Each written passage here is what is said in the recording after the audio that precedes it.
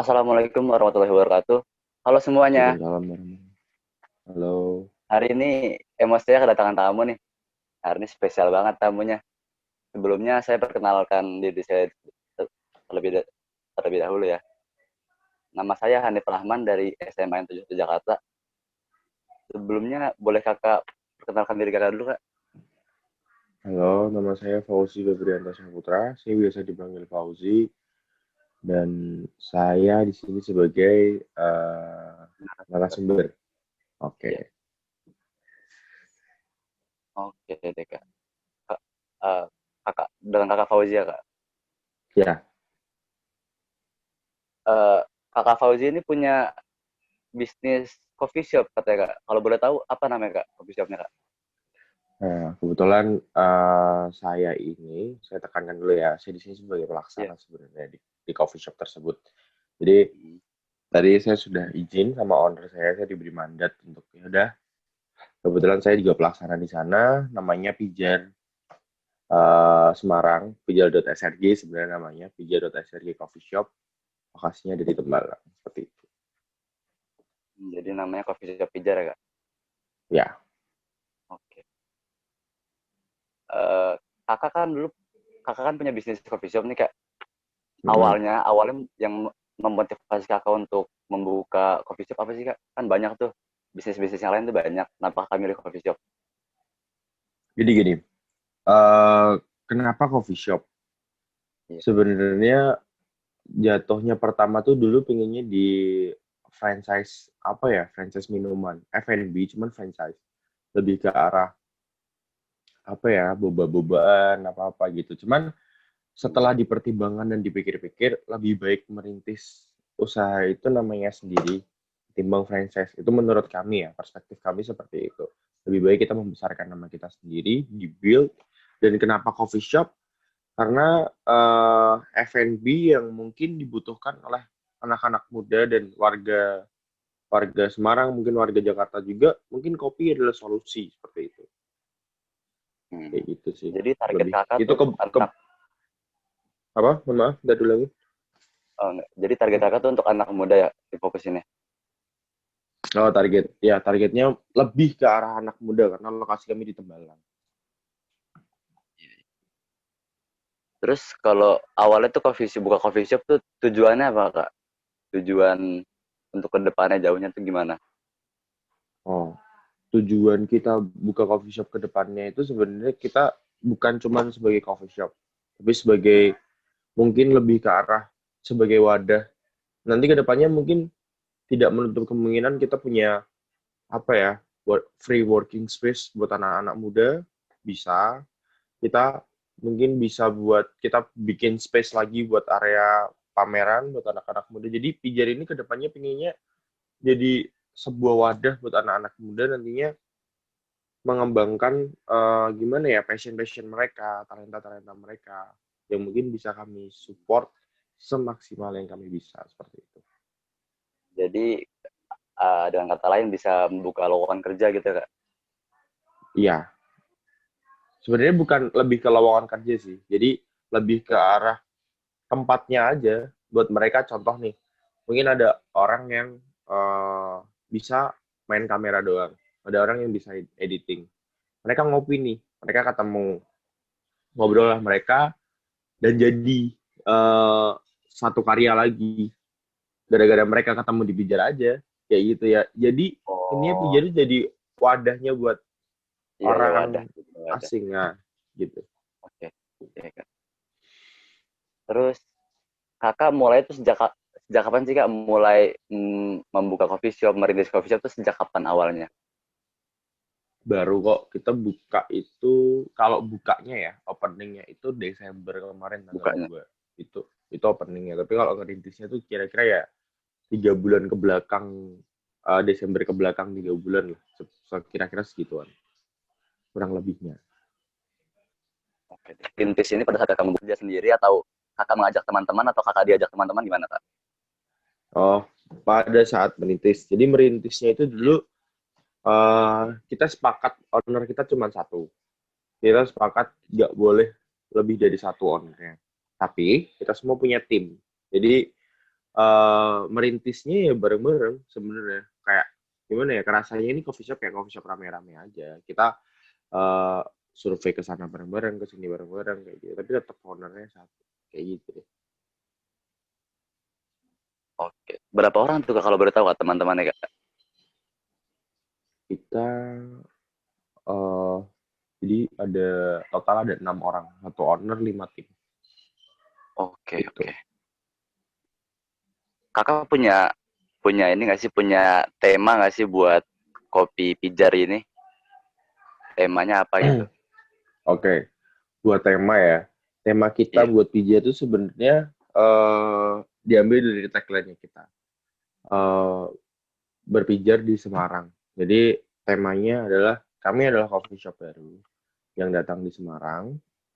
Eh, tujuan kami adalah sebagai wadah tadi. Temanya sih sebenarnya, tema kita sih sebenarnya lebih ke arah hmm, ini memperkenalkan orang lain yang tidak kenal menjadi kenal. Seperti itu temanya. Tema pokoknya. Tapi kok tema bangunan dan tema lain-lainnya ada lagi kayak gitu. Tapi tema yang ingin diusung terus tuh kayak gitu, ingin diambil terus tuh gimana caranya orang yang nggak kenal jadi kenal. Gitulah. Nggak ada tema pokoknya sebenarnya nama temanya. Cuman Tapi kan tujuannya kayak eh, saya lihat di Instagram tuh Kak, konsep ya. coffee shopnya tuh unik banget, lucu menurut saya. Itu dapat ide dari mana sih Kak? Makasih. Nah, kalau ide, tadi kan saya bilang ada 6 orang ya, ada enam Iya. orang. 6 orang ini tuh 3 bulan kemarin sebelum opening, itu 3 bulan sebelum opening kita tuh putar ke Jakarta, Surabaya, ke Jogja, sama ke Solo. Kita cari coffee shop to coffee shop, cari konsep kayak gitu. Jadi, nah ini kepinginnya Pijar tuh kayak ini coffee shop ini tuh gabungan dari beberapa coffee shop di Indonesia yang nyaman dan dijadiin satu di situ kayak gitu ya, mungkin nggak bisa perfect tapi itu nyaman perspektif kami sebenarnya. Ini kan sekarang tuh yang kita tahu kan banyak banget ya Kak coffee shop ya. Banyak banget Iya. ya, di Jakarta maupun luar Jakarta. Eh, hal apa sih yang membedakan coffee shop kopi pijar ini dengan coffee shop yang lain Kak? Atau keunggulannya? hmm. Sebenarnya memang sekarang ini bisnis coffee shop mulai menjamur banget, banyak banget yang ada coffee shop, tapi mungkin yang menjadi pembeda dari Pijar ini apa ya, kami sih kalau dibilang dari bangunan kami tidak seperfect itu, dibilang dari rasa kopi mungkin masih ada kopi lain yang lebih perfect. Tapi kami selalu membiasakan untuk ada ikatan dari pijar ke customer. Contohnya setiap barista itu harus ngapalin nama customernya satu-satu. Misalnya hari ini Mas Hanif ke pijar, pesan 2 hari hari berikutnya pesan lagi dengan menu pesanan yang sama. Nah hari ketiga pasti orang itu bakal halo Mas Hanif, mau pesan apa, misalnya Mas Hanif pesan americano, mau pesan americano sih ya gitu.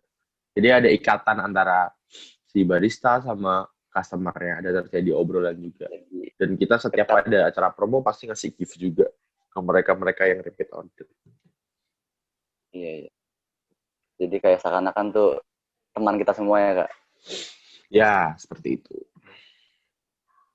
Selama menjalani usaha ini, ada nggak sih Kak kendala-kendala yang menurut Kakak tuh, aduh berat gitu loh Kak, untuk menjalani Kendala. coffee shop? Kendala dalam bisnis kan pasti ada eksternal dan internal. Kalau internalnya pastilah setiap tempat kerja yang food and beverage, mungkin di semua tempat kerja itu ada kendala internalnya. Kayak dari internalnya, kenapa lah, pasti kan hidup kerja di bawah pressure, pasti ada konfliknya. Tapi itu tidak terlalu berarti sih sebenarnya. Yang eksternalnya justru kemarin waktu puasa, waktu pandemi itu bener-bener itu gimana ya, dari eksternal yang bener-bener banget bikin kacau tuh karena kita puasa di Semarang, kebetulan itu jam buka kafe waktu itu sempat harus tutup jam 7 malam dan Hmm. kita baru bisa buka jam 6 malam karena kita Waduh. jualnya food.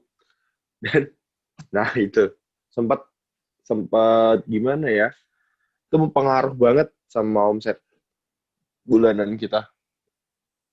yang Ya itu sih. bener-bener operasional sama ini yang nggak imbang banget. Jadi Kayak gitu buka deh. jam 6 atau jam 7, Pak? Waktu itu tuh buka jam jam 3. Jam 3 kan. Jam.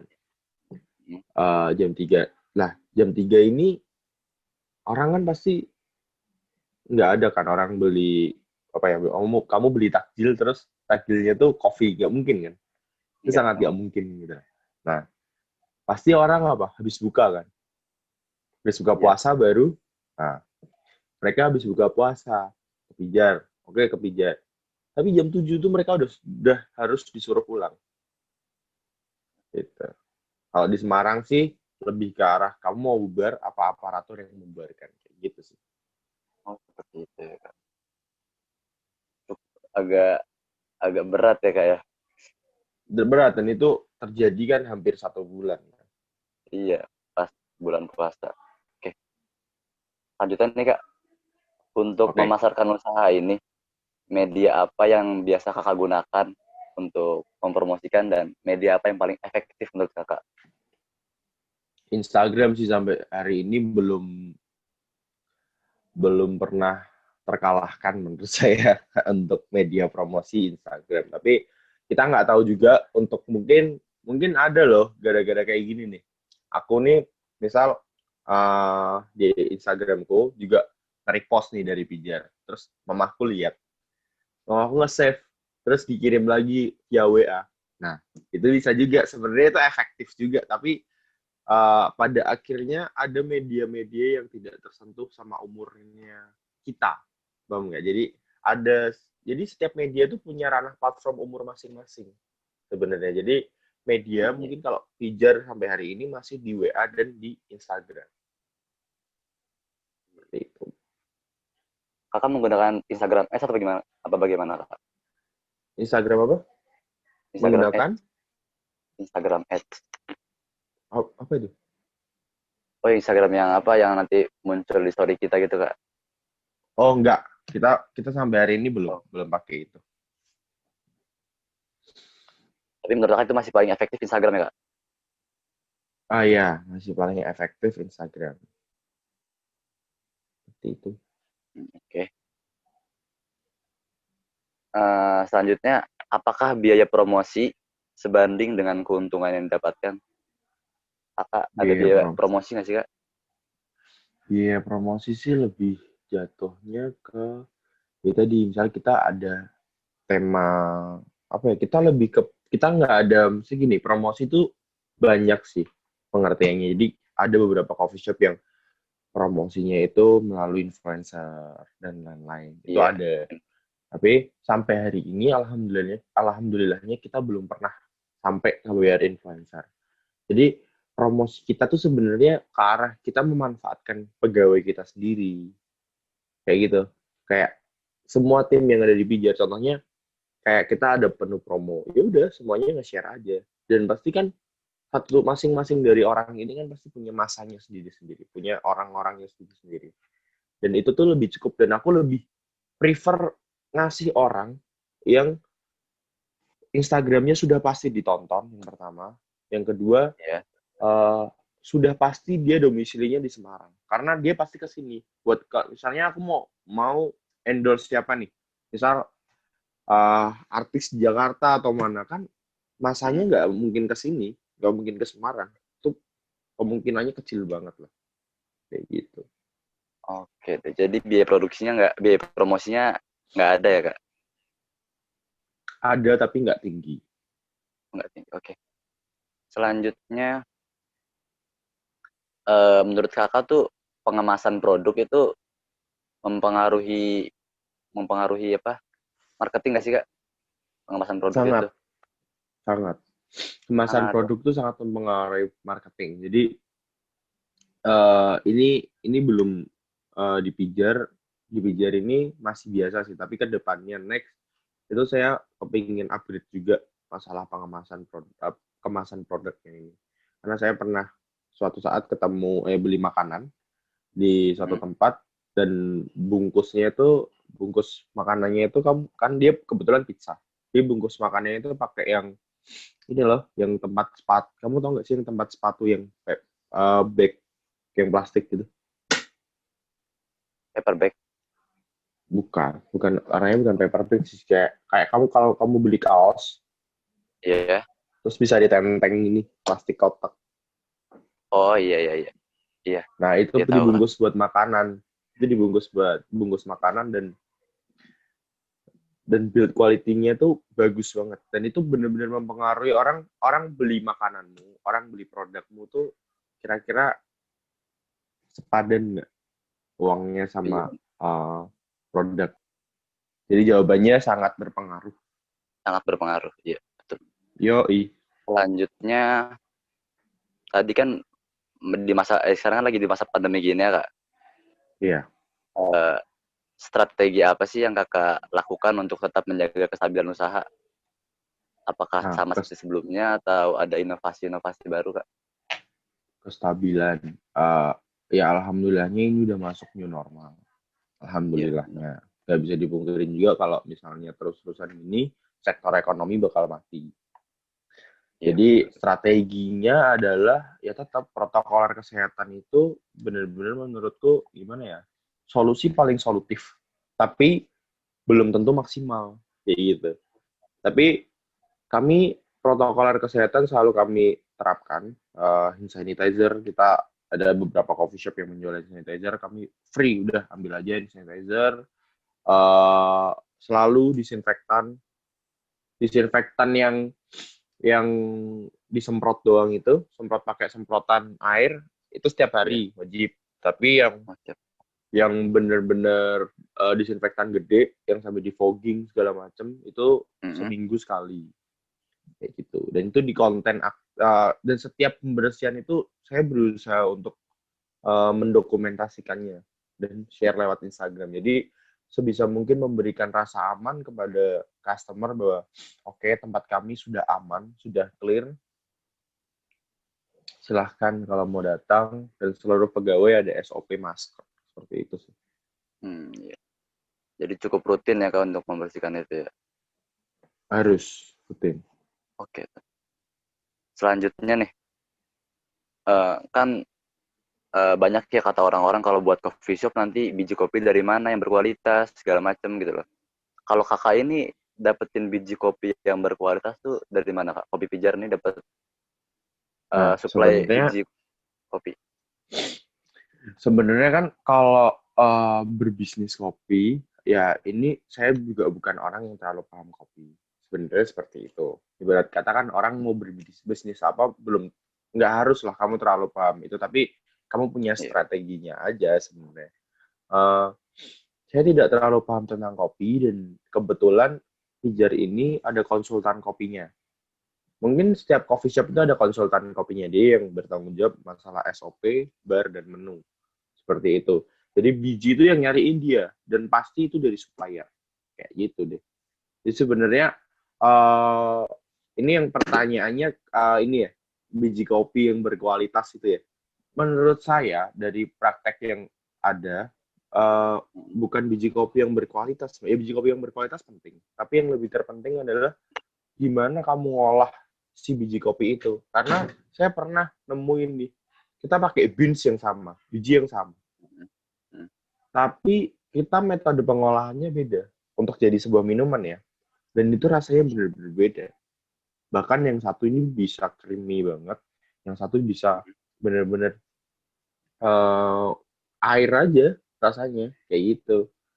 Jadi memang sebenarnya konsultan kopi itu, kehadiran konsultan kopi itu sangat-sangat penting untuk Iya, iya. mendongkrak adanya gimana ya, biji yang tidak berkualitas jadi berasa enak.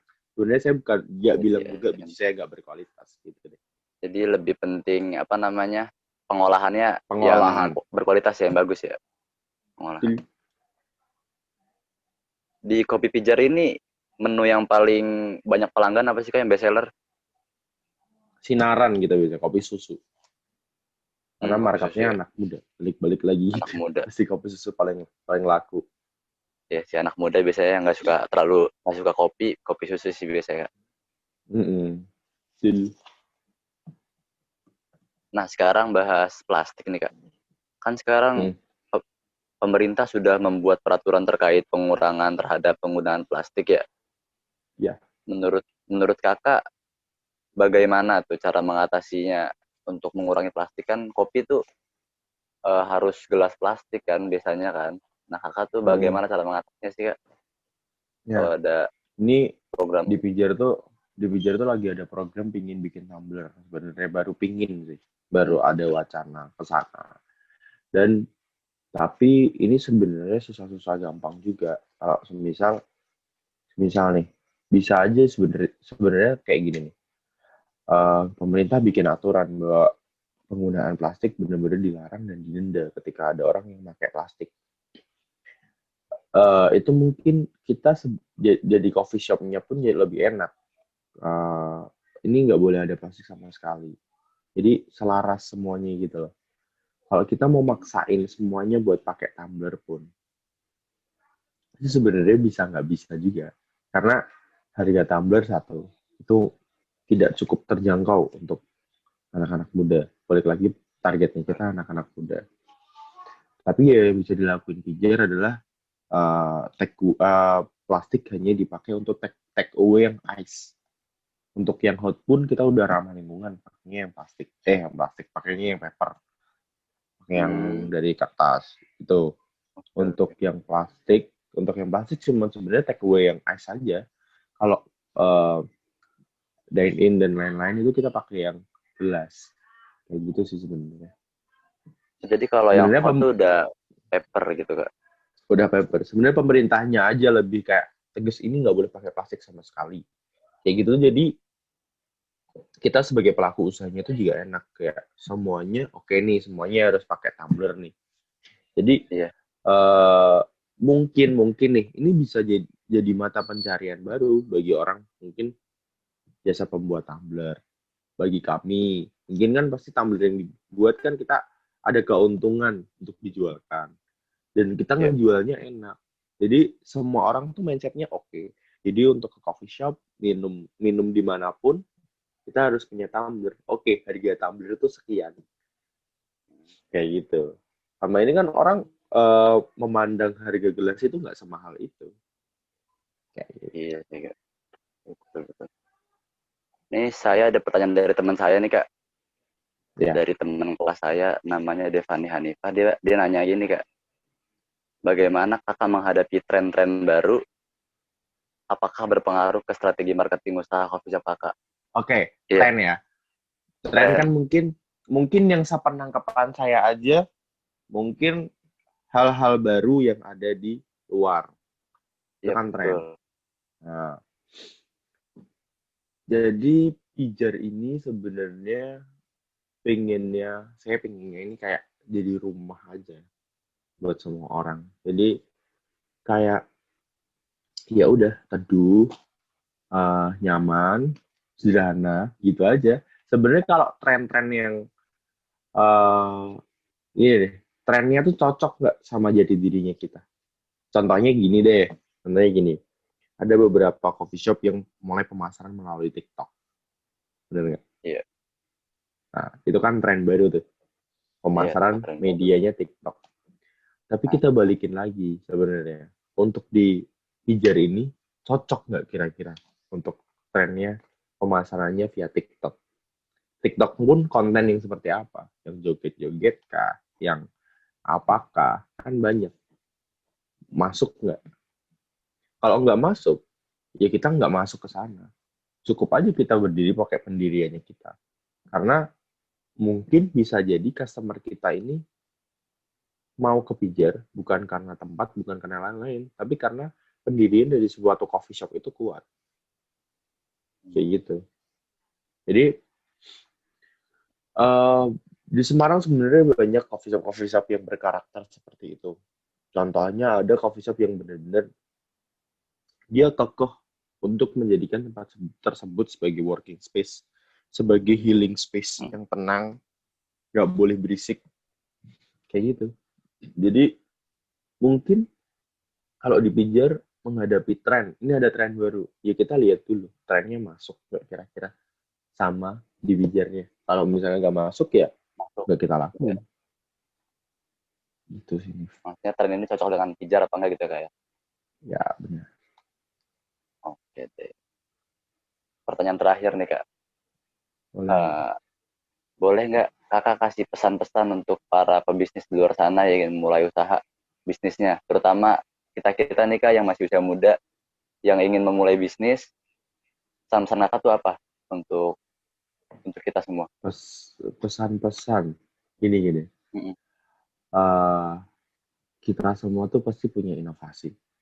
Aku yakin Iya. lah kalian semua yang lagi dengar sekarang tuh, kalian sebenarnya ada nih kepikiran kayak, asik juga nih kayak kalau kalau dibisnisin kayaknya asik juga nih. Jadi gitu kan. Pasti ada lah Iya. kepikiran terbesit. Mm-mm. Tipis kayak gitu. Nah, kalau saran dari saya, setiap kalian kepikiran seperti itu, catat aja Mm-mm. di note HP kalian. Yang mungkin zaman sekarang kalian bukan tipikal orang yang kemana-mana bawa buku. Enggak lah, pasti bawanya handphone. Catat aja di note kalian kayak, misal kalian lihat apa ya, kalian lihat orang, ini nih, uh, apa ya, misal lihat orang kehujanan, terus kalian Mm-mm. bikin apa kayak ojek payung, pengen bikin ojek payung. Tapi kan belum terrealisasi untuk beli payung yang banyak dan lain-lain. Catat aja ojek payung. Aku pengen punya usaha ojek payung. Kayak gitu. Kalian lihat apa, tren apa lagi misalnya harga case handphone yang mahal. Terus kalian lihat nih di suatu toko yang punya grosir case handphone murah. Terus aja aku pengen punya usaha case handphone, uh, suppliernya ini yang murah. Baru nanti kalian sesuai lagi. Nah, maksud dari dicatatnya itu, kalian dengan kalian dicatat, kalian tuh nggak kelupaan suatu saat ketika kalian punya duit. Kalian punya duit, misal, aku baru pegang duit berapa ya? 300.000 nih. Oke, aku punya pegang uang Iya. 300.000. Aku mau pakai apa ya? Pasti jatuhnya buat jajan, buat pergi, buat main. Itu nggak bakal kerasa sebenarnya. Coba Iya. Iya. kalian ubah mindset kalian dengan, oh iya, aku punya list nih. Apa tadi? Cash handphone. Beli aja dulu cash handphone 300.000 dapat berapa? Misalnya sakunya 20.000 dapat kayak berapa? Kalian jual lagi dengan harga di bawah pasar dikit. Itu uangnya Jadi bakal setiap berkali lipat. Jadi setiap kamu punya inovasi, catat aja iya, dulu nggak apa-apa. Kayak gitu. Dan iya sih, pasti dan banyak. jangan jangan pernah mikir kayak gini. Sebenarnya yang sangat dipikirkan seorang usahawan gitu ya, wirausaha tuh Mm. gimana kalau gagal. Iya benar. Bener kan? Iya. Jalanin ini. Gagal itu kayak kematian. Itu pasti takdir. Tapi setiap ada kegagalan dan masalah, itu pasti ada yang namanya solusi, problem solve. Pasti ada. Apalagi mungkin kalian nanti punya pekerja, punya tim, kalian juga punya teman-teman untuk misalnya sharing segala macam. Jadi pesannya sebenarnya cuman gini sih, catat dulu, lakuin aja dulu. Masalah gagal itu urusan nanti, kayak Iya. gitu. Iya. Jadi uh, setiap usaha itu ada celahnya masing-masing untuk mengembalikan modal dan menjadi berhasil gitu loh. Jadi kayak aku takut nih, aku bawa uang, misal uh, kamu usaha modal 50 juta, 70 juta. Udah kan, modalnya gede nih. Gimana nih? Dihitung strateginya gimana buat ke sana. Buat 70 juta itu balik gimana caranya segala macam. Jadi sebenarnya setiap usaha itu ada solusi dan ada celahnya masing-masing. Jadi do it aja dulu, lakuin aja dulu. Kayak gitu sih nih. Jadi kalau misalnya kita nih mau buat bisnis nih, Kak, pasti kan teman-teman banyak kan ya, ngapain sih buat bisnis di usia muda, nanti juga Hmm. nggak ada yang beli, nggak laku lah, segala macam, nanti bakal buang-buang uang aja. Itu hiraukan aja ya, Kak. Kita fokus aja dengan Fokus aja. kita duit aja. Sebenarnya sebenarnya gini, usaha di usia muda itu benar-benar asik banget. Sangat asik. Ya bahkan kayak gini sih, kalian kalau bisa mulai dari SMA itu lebih keren banget. Karena eh ada waktunya kalian punya karyawan dan ada Mm-mm. waktunya bisnis kalian akan berjalan saat kalian tertidur. Gitu deh. Iya. Bisnis Jadi pada sekarang sampai gini deh. Sekarang gini deh. Eh, gimana? kita ngomongin Gojek ya. Gojek ya. Iya. Ini usahanya anak muda juga kan pada waktu itu beliau bikinnya. Mm-mm. Sekarang kalau posisi sekarang, dia ini lagi, contohnya lagi main golf deh. Dia lagi main golf. Bisnisnya tetap muter gak? Tetap muter Kak. Itu. Itu. Dan itu perumpamaan yang gede. Perumpamaan yang kecil nih. Sekarang, Mm. ojek payung yang tadi. Ojek payung. Kamu nanti punya karyawan buat jalanin ojek payungmu. Udah. Kamu, pokoknya kamu mau bisnis sekecil apapun, kamu harus punya sistem di dalam bisnis itu. Harus ada sistemnya. Gak boleh asal. Ojek payung tadi. Ini kehujanan nih. Sekarang banyak karyawanmu yang hujan-hujanan buat ngepayungin. Uang harus berjalan. Kamu ada di Zoom meeting sekarang. Tapi ojek Iya. payungmu jalan. Uangmu tetap jalan. Ya? Iya Bang, kita jalan. Itu. Nggak perlu usaha yang besar. Usaha tuh enaknya adalah sampai satu titik kamu akan tertidur dan usahamu tetap berputar. Tapi sebelum itu, kamu tidak pernah tidur untuk usahamu tetap berputar. Sebelum. Nah, iya Kak. Belum bisa gitu. Gitu Iya. deh. Jadi ada waktunya diri sendiri gitu. Iya betul. Udah habis pertanyaan nih Kak. Mm-mm. Thank you, Iya Hanif. udah habis pertanyaannya. Oke. Oke. Makasih ya Kak atas waktu yang telah Kakak berikan. Semoga kita di sini yang menonton bisa mengambil semangat kerja Kakak dan Ini dan semangat. mengambil sisi positifnya. Dan Ya, semoga usaha kopi Kakak, Kopi Pijar semakin berkembang dan amin. semakin semakin maju dan Kakak semakin memotivasi banyak orang ya Kak. Amin. Thank Amin. you. Oke.